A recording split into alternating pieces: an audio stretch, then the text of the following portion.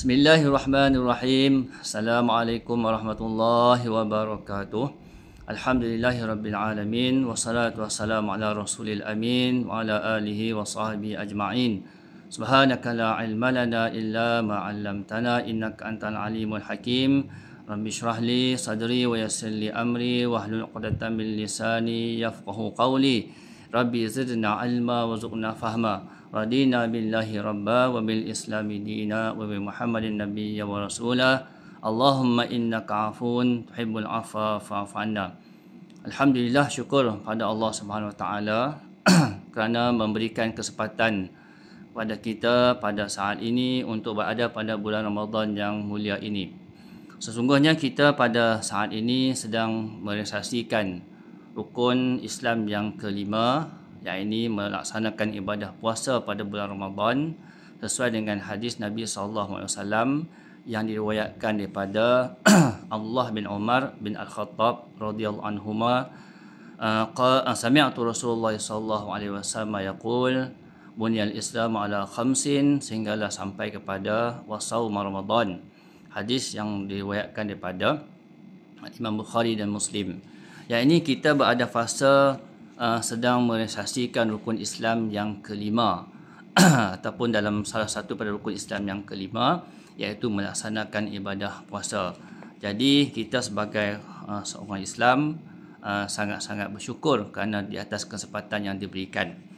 Apapun pada saat ini kita masih berada pada fasa yang mana kita sebutkan sebagai fasa awal Ramadan, iaitu fasa 1 hingga 10 Ramadan.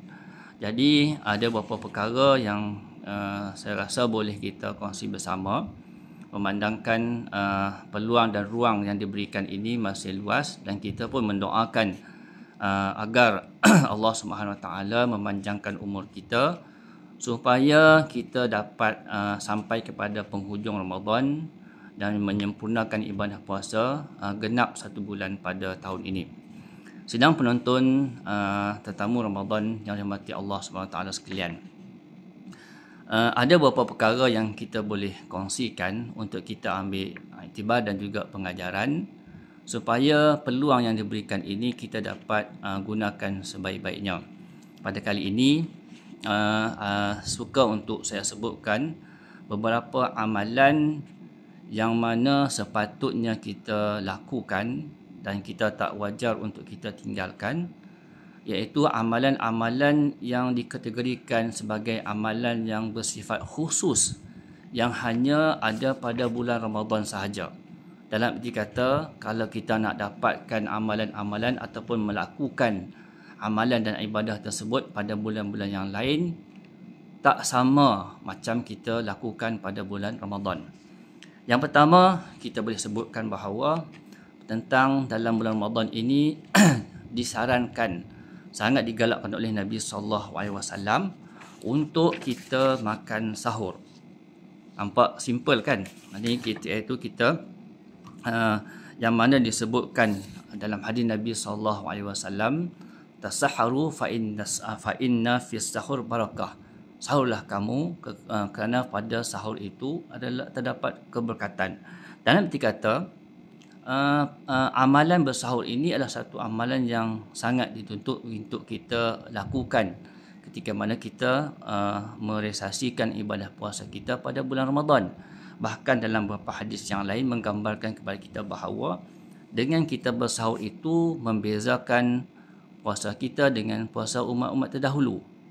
Dalam arti kata, dalam firman Allah SWT, ba'a'udzubillahi minasyaitonirrajim, ya ayyuhalladzina amanu kutiba alaikumusiyam kama kutiba alal ladina min qablikum.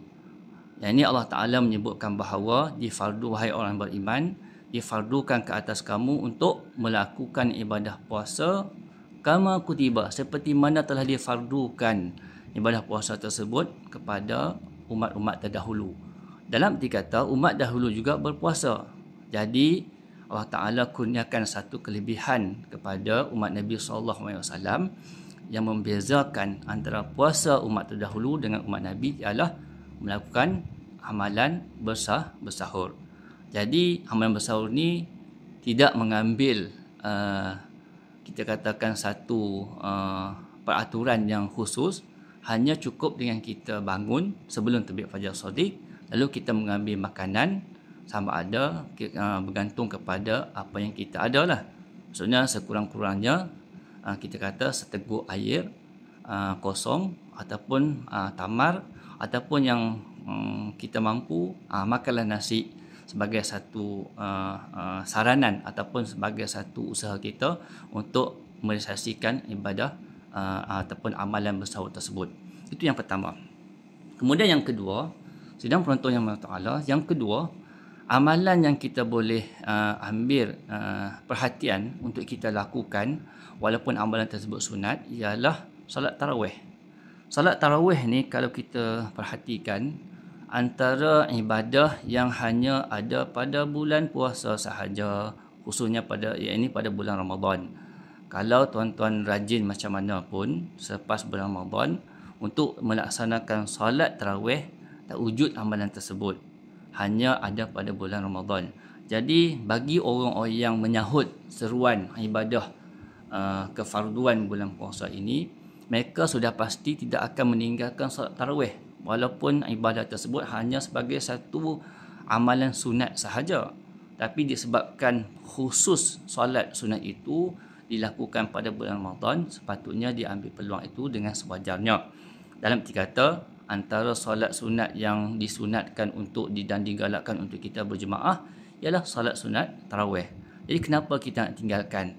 Tidak timbul isu sama ada kita nak solat 8 rakaat ataupun nak jadi geng 8 ataupun geng 20. Itu soal yang kedua. Yang penting kita ada hasrat dan juga keinginan untuk melaksanakan solat tarawih tersebut, khususnya kita ke masjid, surau dan sebagainya secara berjemaah. Mungkin kalau tidak mampu ataupun tidak ada kesempatan, boleh kita lakukan secara bersendirian ataupun berjemaah di rumah kita sendiri. Yang penting kita menyahut seruan untuk solat tarawih tersebut. Kemudian yang lain lagi, kita boleh sebutkan juga bahawa semasa dalam bulan Ramadan ini, antara yang dituntut untuk kita lakukan juga ialah memberi makan kepada orang yang berpuasa. Ini antara satu ibadah yang kita boleh sebutkan sebagai satu manifestasi sedekah yang bersifat khusus yang ada pada bulan Ramadan. Mungkin kita katakan pada bulan lain pun kita boleh bagi makan kepada orang yang berpuasa, tapi kita tak tahu dia berpuasa ataupun tidak.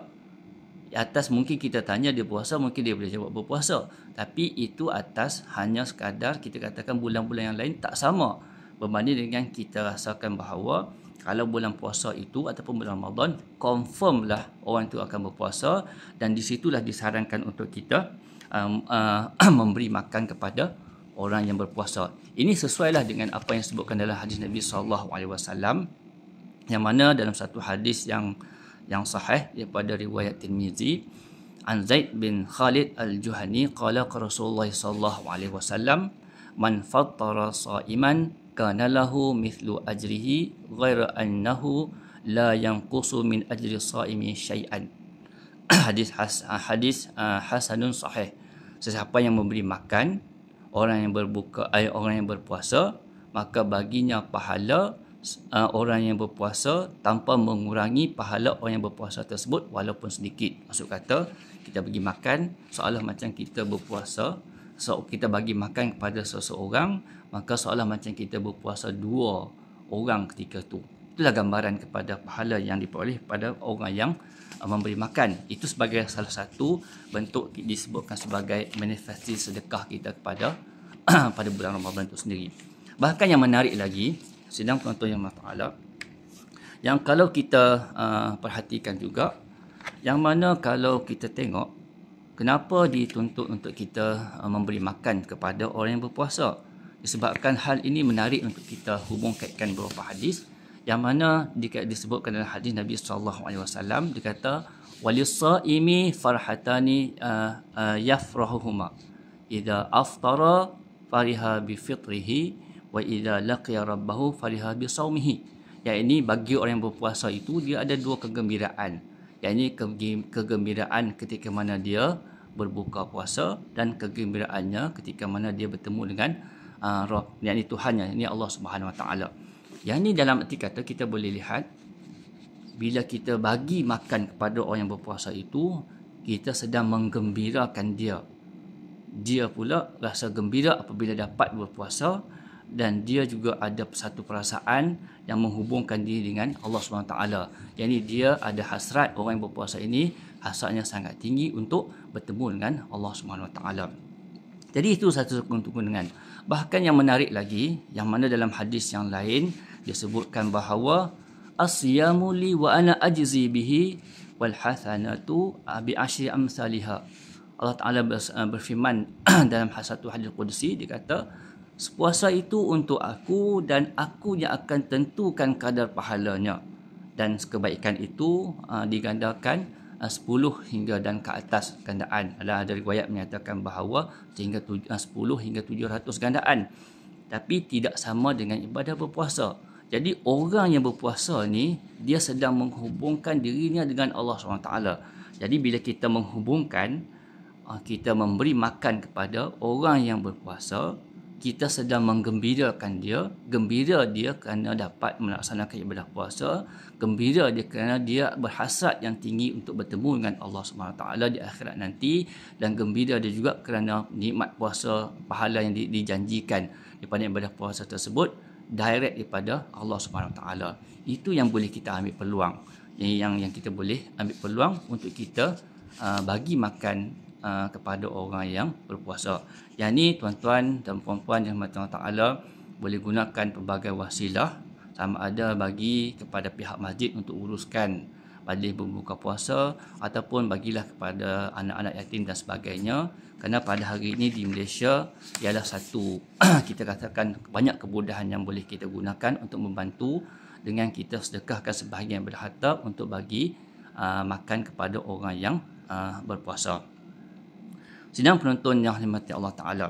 Kemudian yang lain, ada beberapa aspek lagi yang kita boleh sebutkan juga, bahawa dalam bulan puasa ini dituntut untuk kita bersahabat dengan Al-Quran. Ini yang disebutkan dalam firman Allah Ta'ala, Syahr Ramadan alladhi unzila fihi al-Quran. Pada bulan Ramadan adalah bulan yang diturunkan Al-Quran.